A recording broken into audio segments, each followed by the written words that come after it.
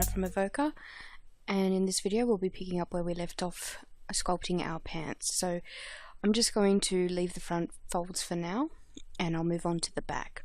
So again, just using the wax tool, I'm going to start building up where the folds will be using reference where I can find it, and I'm going to cutting in some areas as well. So I'm just resizing the brush using B and then just starting to sculpt in some of the folds. Now we're not going to put too many folds in this area, mostly because when we start to animate they'll start to look a bit strange if the folds are there when they shouldn't be. So just some small folds just to break up the solid shape of the material. Just a few kind of memory type folds. So just very lightly building up the mesh and cutting back and scraping in or cutting back in some areas.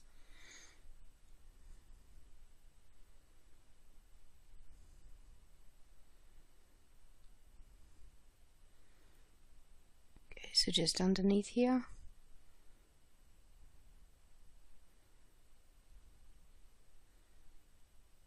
So just very lightly, nothing too dramatic.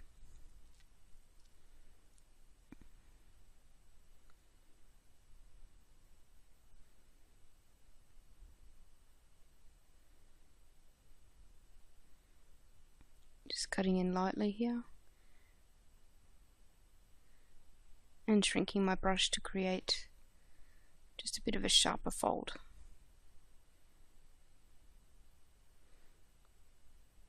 So I'm just building these areas up at the moment. I haven't started to smooth yet, and sculpting it, scraping in or cutting back parts of the mesh.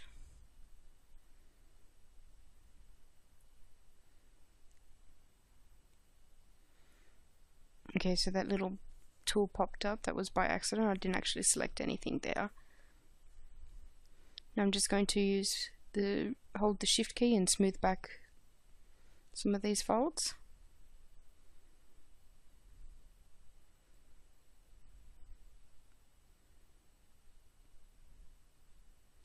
Just making it blend better.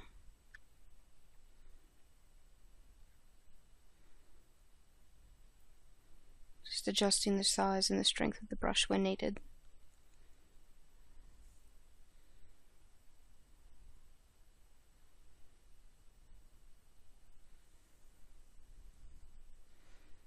Okay, remembering to save as often as possible. Mudbox has a nice little feature that at the bottom right hand a little flashy light will start to a little red flashy light will start to flash if you haven't saved in a certain amount of time. So big red thing, so just to remind you to save. So do that as often as you can. And again, just bringing back my reference to have a look as I start around the back of the knees. So these were all memory folds. So as you stand up, you don't actually have a fold. The pants will drop, but the material will remember it because it's a highly active area. So again, it's the same way as before, just using the wax tool to build up the area and cut back in some of the area. Holding the control to cut back in. So just creating the memory folds using a zigzag shape and using my reference. Don't forget to go around the side of the knee, don't just go focus on the back too much. You've got to remember that it's a full shape, so it will come around the sides. I'm just going to work on one leg at a time for now, and I'm just blocking in the shapes. It's not yet smoothing back. I think I'll get rid of the knee patch for now though. So just dropping down my subdivisions to get rid of the knee patch and just smoothing it out.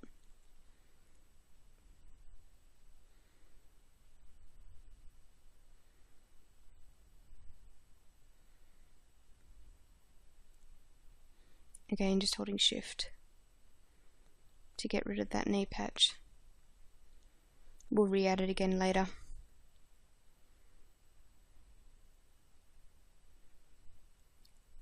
And then I'll continue to go around and create the folds. So just around the knee.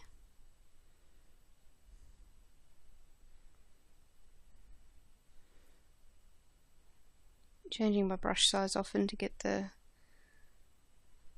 shape that I want.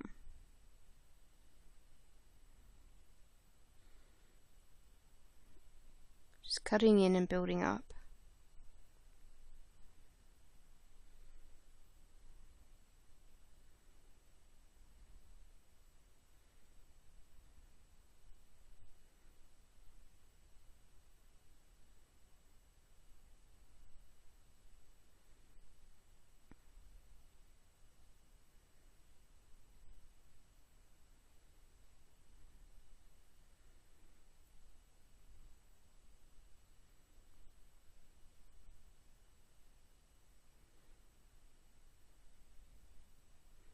Just zooming in so I can focus a bit more on the knee.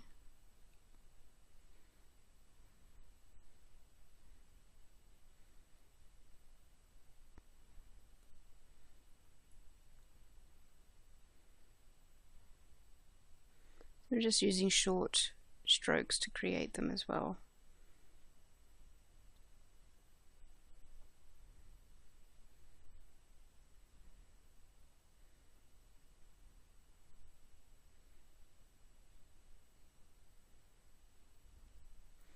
Now, my tablet is pressure sensitive, so I don't change the strength all that often because of this. But if you're using a mouse, you might want to go in and change your strength on occasion as well, just to make things a bit deeper or to make things a bit stronger when you make your stroke. So just shrinking the brush size so I can go in there and accentuate some of these folds.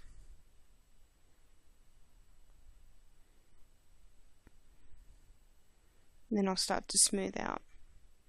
I do this with a larger brush.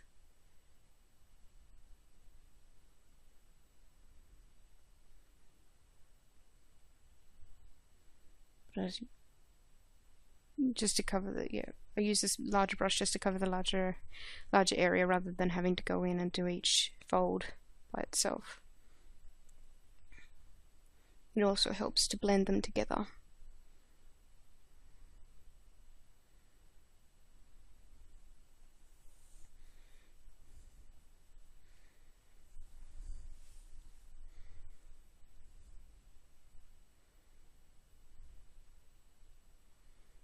So just making some small folds up here at the top of the leg, of the top of the knee.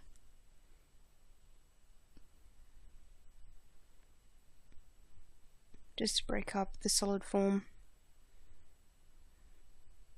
of the pant leg.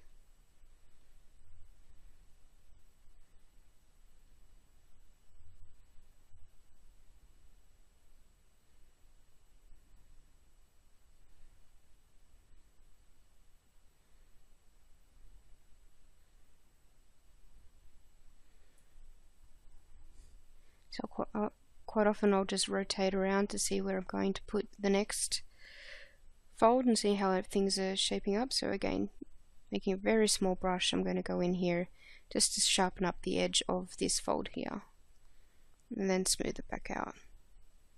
You can see how that it kind of makes like a crease in the fold itself, sharpening up the edge there. Remembering to zoom in and out. Don't get too focused in on a small area. Move in and out of the model and around at different angles just to make sure that you're happy with how things are coming together. So again, I'm moving up and around here, around the bottom, just to add a few pull marks around where the pocket is.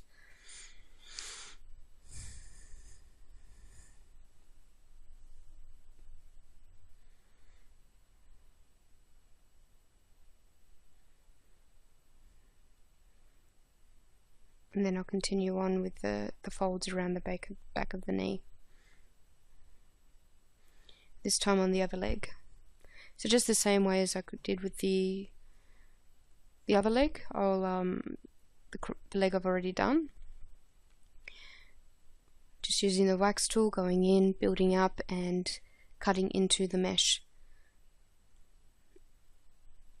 Always looking at my reference to make sure that I'm getting a believable fold.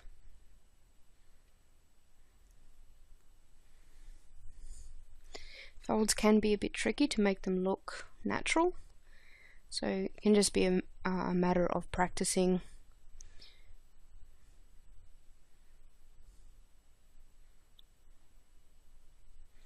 And again, understanding what creates a fold.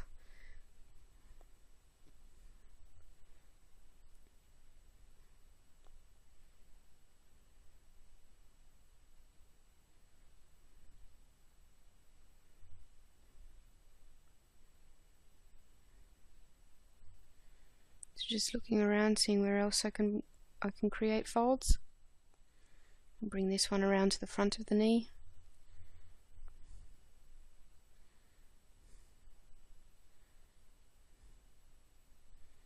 I'll cut back in here where they dip in between the two folds.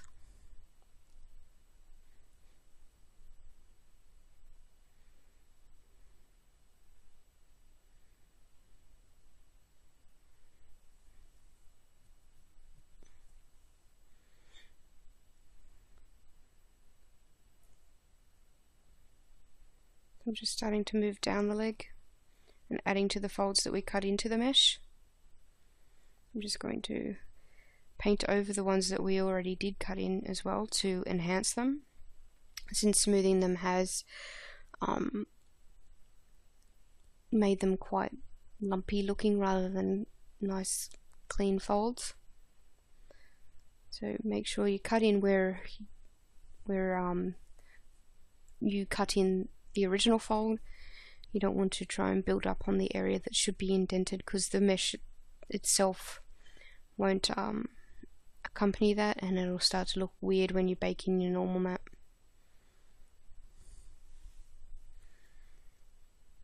So again, just using a small brush, I'm going to go back in here and make the creases a little bit, like the edge of the fold, stand out a little bit more. I'm going to do this on all the folds. I'm just going to do it on the larger folds, or where I want something just to be a little bit more crisper.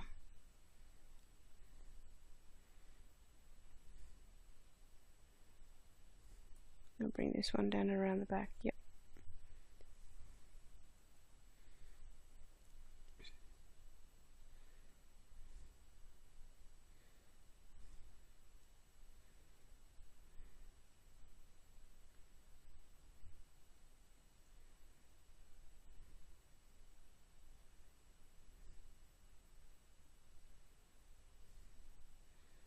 And again, just building up the ones that we've already created.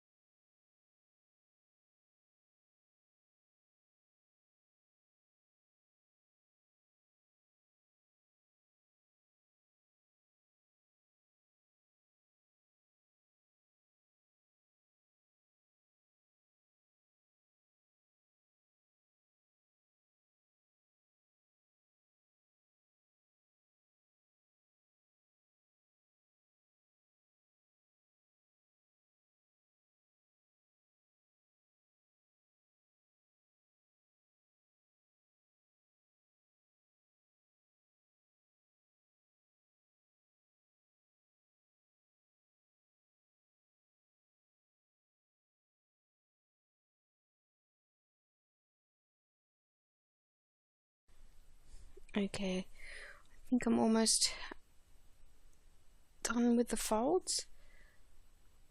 Everything's looking pretty good. I'm just going to smooth out some of these areas. You can see how building up the meshes actually enhance the ones that we've already cut in. I'm just adding a few smaller ones in between, helps break up the mesh itself.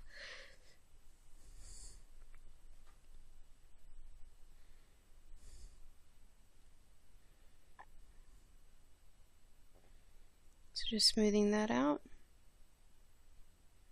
Just having a look at the overall. Yeah, I'm happy with that. So what I'll do now is I'll move back up to my highest subdivision level and I'll start to work on the pockets. They're still looking like they're oozing out of the pants rather than actually being part of the pant or on top of the pants. So I'm just going back to my sculpt tool and I'm going to cut in again where the division between pant and pocket is,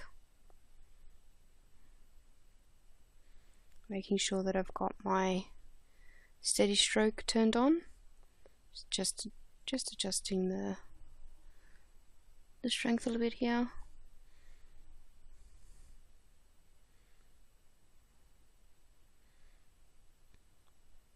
Making the division. So I've turned off my mirror as well, so I'm going to do one pocket at a time.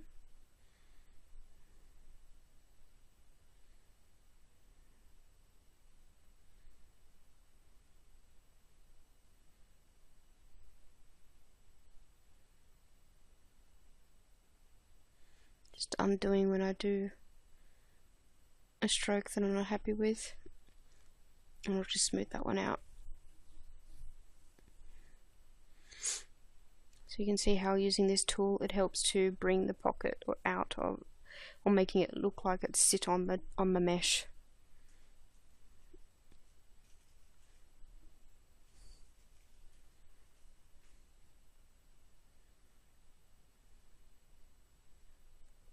And just smoothing back on the pant.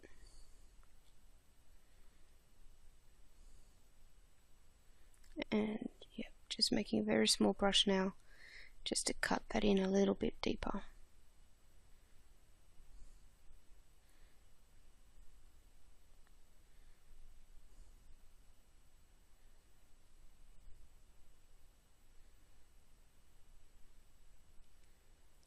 Just going to use my grab tool and we're just going to bring the bottom of this pant down at the pocket a little bit. And then move back into my sculpt tool.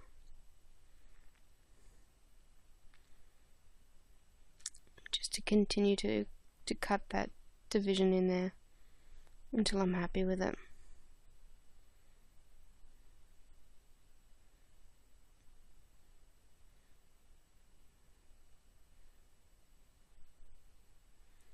So it looks like there's material sewn together.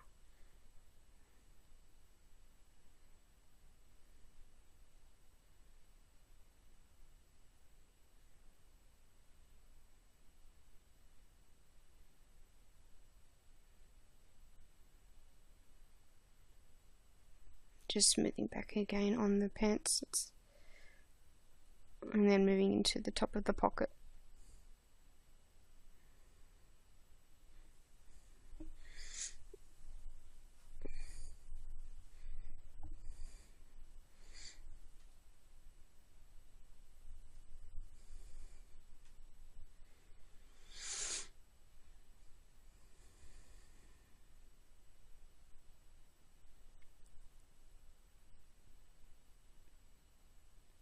Okay, that's coming along nicely. You can start to see the division.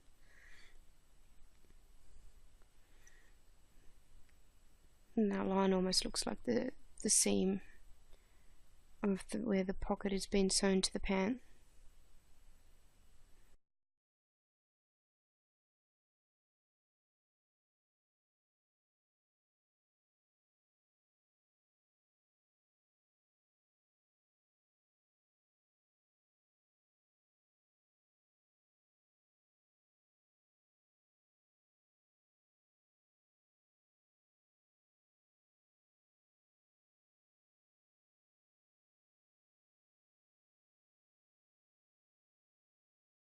In the next video we'll continue to shape our pocket, but first I want to create a new sculpt layer, so just hitting the new tab, I'll name it Pocket Top, and we're going to use our mask tool to mask out the areas that we don't want to affect of the pocket.